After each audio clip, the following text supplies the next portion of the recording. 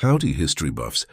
When you think of the Wild West, what comes to mind? Tumbleweeds, epic showdowns at high noon, and dusty cowboys riding into the sunset, right? Well, today, we're going to pull back the curtain on the Hollywood myths and uncover some truly surprising facts about the American West that are even more fascinating than the fiction. Let's start with the cowboys themselves. You might think of a white American, but the reality was much more diverse. Historians estimate that as many as 1 in 4 cowboys was African American. After the Civil War, many freed slaves headed west seeking opportunity and a life free from the intense discrimination of the South. They became skilled riders, ropers, and drovers, playing a vital role in the cattle industry. Figures like Nat Love, also known as Deadwood Dick, became legends in their own right, even though their stories are often left out of the movies. And what about those legendary gunfights? The image of 2 gunslingers facing off in the middle of a dusty street is iconic, but it was incredibly rare. Most violence in the West was more like a chaotic, drunken brawl that ended badly. In fact, many of the so-called cowtowns like Dodge City and Tombstone had strict gun control laws. You were often required to check your firearms at the sheriff's office or a local hotel upon entering town. The idea was to prevent exactly the kind of shootouts we see in films. The famous OK Corral shootout, for example, only lasted about 30 seconds and was a messy, close-quarters affair, not a stylized duel. Now let's talk about the wild part of the Wild West. While it had its dangerous moments, many Western towns were, in some ways, less violent than major Eastern cities at the time.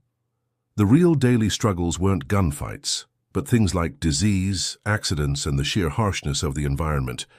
A simple infection from a cut could be a death sentence, and a sudden blizzard could wipe out an entire herd of cattle, and a family's livelihood along with it.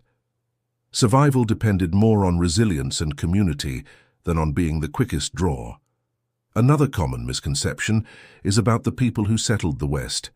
It wasn't just lone cowboys and prospectors.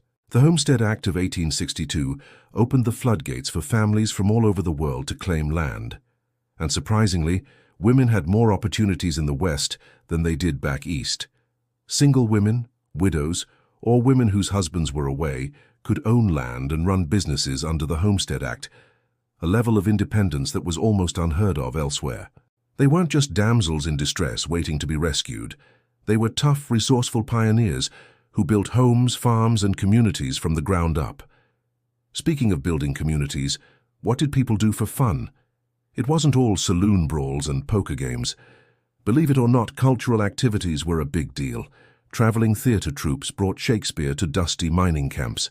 Towns big and small had opera houses, literary societies, and baseball teams. People craved entertainment and a sense of normalcy. In fact, Tombstone, Arizona, famous for its gunfighters, had 2 theaters, a skating rink, and multiple ice cream parlors in its heyday. It was a place where you could see a play in the evening and maybe, just maybe, witness a shootout the next day. Let's mosey on over to the topic of transportation. While the horse was king, it wasn't the only way to get around. The late 19th century saw the rise of the bicycle craze, and it hit the West too.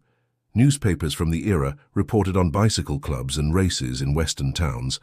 Imagine a cowboy trading his trusty steed for a safety bicycle with those newfangled inflatable tires. It sounds funny, but it happened. It shows how connected the West was to the trends and technologies sweeping the rest of the nation. And what about the outlaws? Figures like Billy the Kid and Jesse James are often romanticized as folk heroes. But the reality is a lot darker. They were criminals, plain and simple. Jesse James's gang, for example, were former Confederate guerrillas who continued their violent ways after the Civil War. They weren't robbing from the rich to give to the poor. They were robbing trains and banks for their own gain, often with brutal consequences for innocent bystanders. The public's fascination with them was fueled by dime novels, cheap, sensationalized paperbacks that exaggerated their exploits and turned them into legends. These dime novels were the Hollywood blockbusters of their day. For a mere 10 cents, you could read wildly embellished tales of heroes like Buffalo Bill Cody, or villains like the James Younger Gang.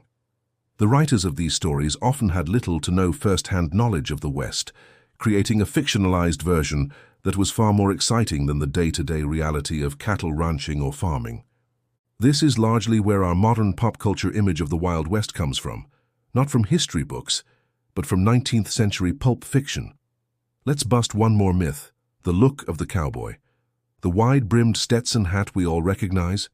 It was popular, but so were many other styles, including the bowler hat. That's right. Prominent figures like Bat Masterson and even Butch Cassidy were often photographed wearing bowler hats, which were seen as more sophisticated and less rural. The classic cowboy look was more of a practical work uniform than a fashion statement, and it varied greatly depending on the region and the individual. So, the next time you watch a classic Western, remember the real stories behind the silver screen legends. The Wild West was a complex and diverse place, filled not just with gunfighters, but with African-American cowboys, entrepreneurial women, Shakespeare-loving miners, and bicycle-riding townsfolk. It was a period of incredible hardship, but also immense opportunity and cultural richness, shaped by people from all walks of life who were building a new future. The real history is a tapestry woven with threads of struggle, innovation, and the relentless human spirit, making it far more compelling than any myth. What do you think is the most surprising fact about the Old West? Let me know down in the comments. I'd love to read your thoughts and maybe even learn something new myself. If you enjoyed this journey back in time, please give this video a thumbs up and consider subscribing for more deep dives into the fascinating corners of history. Thanks for watching, and we'll see you in the next one.